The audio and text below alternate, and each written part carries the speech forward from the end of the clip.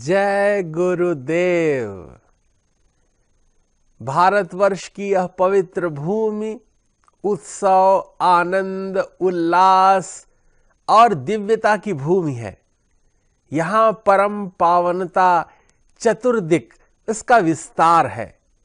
संपूर्ण विश्व में अगर सर्वाधिक आनंद का अगर कोई स्थल है तो वह यही धरा है।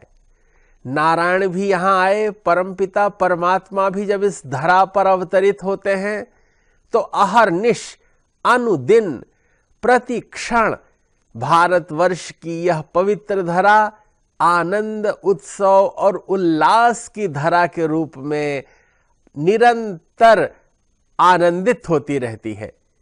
यहाँ के लोग भी अपने जीवन में परम आनंद का अनुभव करते रहते हैं, क्योंकि भारतीय संस्कृति, भारतीय ज्ञान परंपरा तृप्ति परक है। हमारे वेद भगवान निरंतर इस बात का उद्घोष करते हैं कि ज्ञान आ जाने पर तृप्ति का, पूर्णता का अनुभव होता है। वैदिक वाङ्मय, वेद, उपनिषद, पुराण, रामायण इत्यादि ग्रंथों के परिणाम में हमें पूर्णता, आनंद, उल्लास और उत्सव धर्मिता का अनुभव होता है। यही उत्सव धर्मिता सृष्टि के इस क्रम में प्रकट होती है। जब सूर्य दक्षिणायन में रहते हैं तब धरती में शीतलता का कुछ वातावरण रहता है, क्योंकि यह भारत भूमि उत्तरी ध्रुव की ओर है।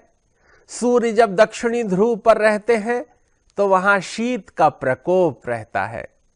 रातें बड़ी होती हैं, दिन छोटे होते हैं। लेकिन जब सूर्य उत्तरायण होते हैं, उत्तर की ओर बढ़ने लगते हैं, तब उत्तरी ध्रुव के निकट प्रकाश पुंज आ जाता है। तब दिन बड़े होने लगते हैं और रातें छोटी होने लगती हैं। यह परिवर्तन का कालचक्र और उसका संधि काल मकर संक्रांति है। इसमें सूर्य मकर राशि में प्रवेश करते हैं। मकर राशि शनि की राशि है। शनि सूर्य देव के पुत्र हैं। पिता अपने पुत्र के घर आते हैं, इसलिए चारों ओर उत्सव का वातावरण रहता है।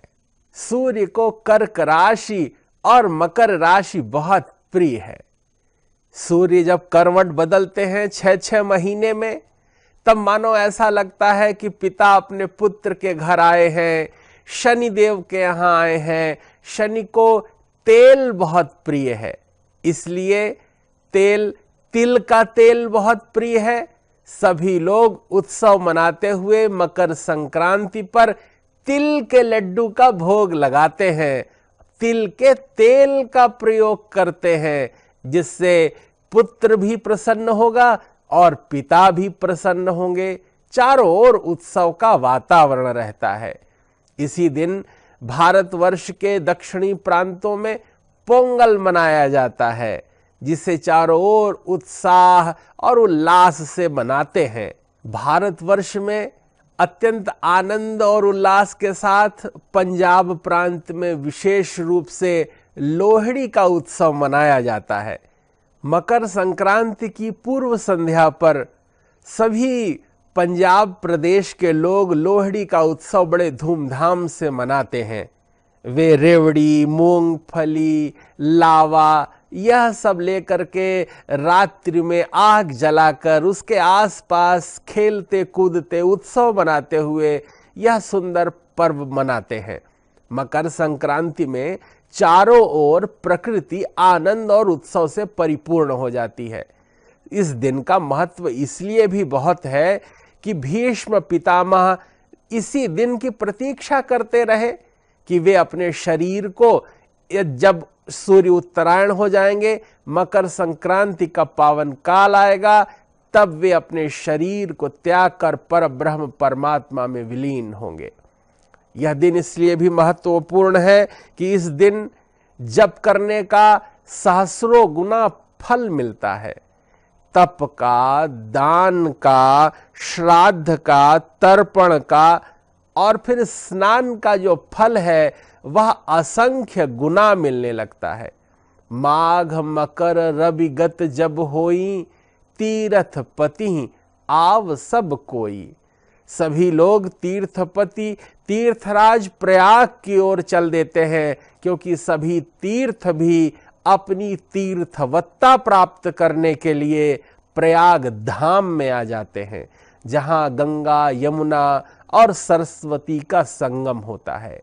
यहाँ माघ मेला लगता है। प्रत्येक वर्ष पूरी दुनिया से साधु संत सत्पुरुष ज्ञानी गुणी महात्मा आते हैं, सत्संग करते हैं, ज्ञान की गंगा बहती है। वहाँ विभिन्न प्रकार के स्नान का महत्व है। धूलि का स्नान, संत सत्पुरुषों के चरणारविंद से उड़ती हुई धूल का भी स्नान हो जाता है, तो हम दिव्यता और मोक्ष को प्राप्त कर लेते हैं। जल का स्नान संगम का तो है ही, लेकिन ज्ञान में स्नान, जब संतों की वाणी हमारे कर्ण कुहरों से होती हुई अंतःकरण में प्रविष्ट होती है, तब ज्ञान प्रकट होने लगता है। आत्मीय जनों का मिलन स्नान होता है, जब दूर दूर देश से लोग आते हैं, हमारे इष्ट मित्र पुरजन परिजन आते हैं, तो माघ मेले में ही सबसे मुलाकात होती है।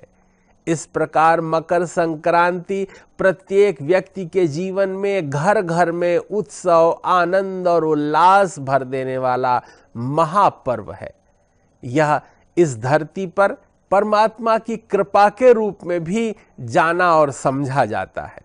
मकर संक्रांति के दिन घी का दान करने से, कंबल का दान करने से भगवान कहते हैं बड़ा पुण्य होता है।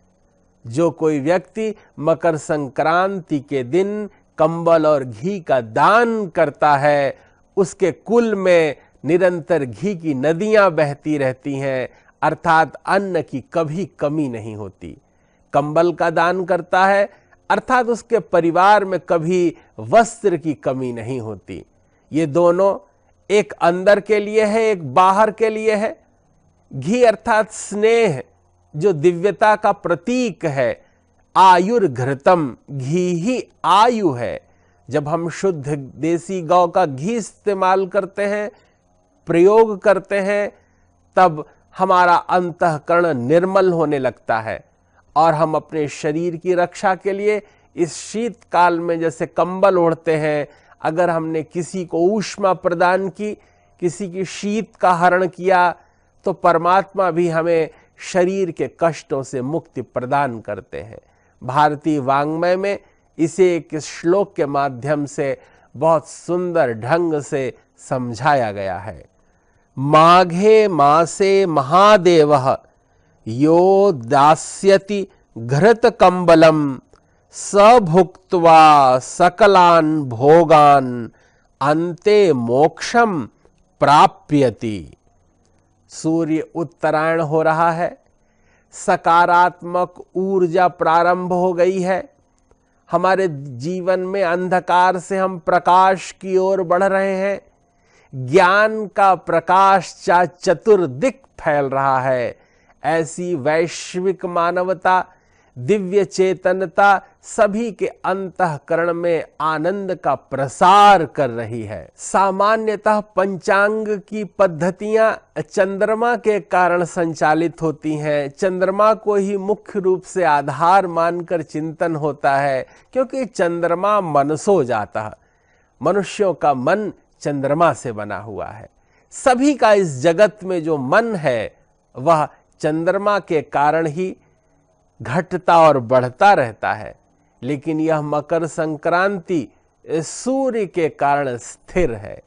जैसे सूर्य में स्थिरता है, दिव्यता है, ओज तेज और प्रभाव है, इसी कारण सूर्य देव जब मकर संक्रांति में धनु राशि से मकर राशि में प्रवेश करते हैं, तो संपूर्ण जगत उत्सव मनाता है। अत्यंत प्राचीन काल की घटना का स्मरण हो रहा है, जब सगर के 60,000 पुत्रों ने कपिल मुनि के आश्रम में अश्वमेध यज्ञ का घोड़ा बांध दिया और एक अत्यंत प्राचीन महनीय कथा का स्मरण हो रहा है। एक बार भारतवर्ष में सूर्यवंश के एक प्रतापी राजा सगर ने अश्वमेध यज्ञ किया। उनके अश्वमेध यज्ञ का घोड़ा इंद्र के माध्यम से चोरी कर लिया गया और वो जाकर के कलकत्ता के निकट गंगा सागर में कपिल मुनि के आश्रम में बांध दिया गया। राजा सगर के 60,000 पुत्र निरंतर उस अश्व की खोजबीन करते हुए पाताल तक पहुंच गए। संपूर्ण मानो धरा ही खोद डाली हो उन्होंने, और फिर अंततः उन्हें वह गंगा सागर के निकट कपिल मुनि के आश्रम में अश्व मिला। अश्व ले लेते तब कोई बात नहीं थी, कपिल मुनि तो समाधि में थे, लेकिन उन्होंने अपशब्द का प्रयोग किया, वाणी का संयम खो दिया, और इसके प्रभाव से कपिल मुनि ने नेत्र खोले और देखते ही देखते 60,000 पुत्र भस्मीभूत हो गए। और उनके नष्ट हो जाने के बाद वो मानो कुल ही समाप्त हो रहा हो, लेकिन एक एक पुत्र होता रहा और अंततः उसी कुल में कुल तारक भगीरथ उत्पन्न हुए। भगीरथ ने गंगा मैया का स्मरण किया, उनका अर्चन वंदन किया और यह प्रार्थना की कि आप स्वर्ग से इस धरा पर आएं, आपके जल का स्पर्श पाकर हमारे जो 60,000 पूर्वज हैं वो तर जाएं। तब उन्होंने कहा, मैं आने के लिए तैयार हूं, लेकिन मैं इस धरा पर कहां अवतरित हूं? भगवान शिव जी से प्रार्थना करें, वे अपनी जटाओं पर मुझे स्थान दें। शिव जी ने भी प्रसन्नता पूर्वक इसकी अनुमति दी। गंगा का अवतरण हुआ, शिव जी की जटाओं में गंगा मैया आईं और फिर वहां से छल छल कल कल का निनाद करती हुई वो यहाँ हरिद्वार के पास आकर के कनखल के निकट जब एक ऋषि के आश्रम को मानो अपने अंदर बहा के ले जा रही थीं, तब उन्होंने अपने जंघा में उनको समाविष्ट कर लिया। और प्रार्थना करने पर भगीरथ ने जब विनत प्रार्थना की, तब उन्होंने जंघा पर हाथ मार करके पुनः वहां से गंगा उत्पन्न कर दी। तब उनका नाम जाह्नवी पड़ा, वे जानु से उत्पन्न हो गईं। इसके बाद बहते बहते वे सभी का तारण करते हुए माँ भगवती गंगा गंगा सागर में प्रविष्ट होती हैं, जहाँ कपिल मुनि का आश्रम है। राजा सगर के 60,000 पुत्रों का मोक्ष हुआ गंगा जल का स्पर्श पा करके। इस प्रकार यह मकर संक्रांति का पर्व इसलिए भी बड़ा प्रसिद्ध है कि जो भी अपने कुल का तारण करना चाहता है वह माँ भगवती गंगा में स्नान करता है। माँ भगवती गंगा जाकर गंगा सागर में मिलती हैं, इसलिए गंगा सागर भी लोग मकर संक्रांति पर अवश्य जाना चाहते हैं। सारे तीर्थ बार बार, गंगा सागर एक बार। सभी लोग अपने जीवन में एक बार गंगा सागर जरूर जाना चाहते हैं, इस संपूर्ण परंपरा का स्मरण करना चाहते हैं, क्योंकि हम जो हैं हमारी उस वंश परंपरा के कारण ही है, और जो अपने पूर्वजों को तृप्त करता है उसका जीवन ही सार्थक होता है, और उसकी आगे आने वाली पीढ़ियां भी उसका स्मरण करती हैं। यह ज्ञान का प्रवाह अनंत काल से अनंत काल तक प्रवहित हो रहा है, संपूर्ण लोक का मंगल कर रहा है। परम पूज्य महर्षि महेश योगी जी ने अपनी दिव्य चेतना से संपूर्ण विश्व समुदाय पर करुणा करते हुए वैदिक वांग्मय की पुनर्स्थापना की। एक वैज्ञानिक संत के रूप में संपूर्ण विश्व में भारतीय ज्ञान परंपरा का प्रसार किया। उनके ही परम शिष्य वेद विद्या मार्तंड ब्रह्मचारी डॉक्टर गिरीश जी, जो महर्षि वैदिक विश्वविद्यालय के कुलाधिपति हैं, उनके द्वारा निरंतर विश्व समुदाय के लिए इस प्रकार सत्कर्म ज्ञान का प्रवाह प्रसारित किया जा रहा है। संपूर्ण विश्व का लोक मंगल हो, इसी सद्भाव को लेकर के आप सबके प्रति वेद विद्या मार्तंड ब्रह्मचारी डॉक्टर गिरीश जी और संपूर्ण वैदिक संस्थान महर्षि महेश योगी जी के संस्थान की ओर से आप सभी को मकर संक्रांति की अपूर्व मंगल कामनाएं, शुभ कामनाएं। आपके जीवन में निरंतर ओज, तेज और सत्य की संकल्पना साकार हो। बहुत बहुत मंगल कामनाओं के साथ जय गुरुदेव, जय महर्षि।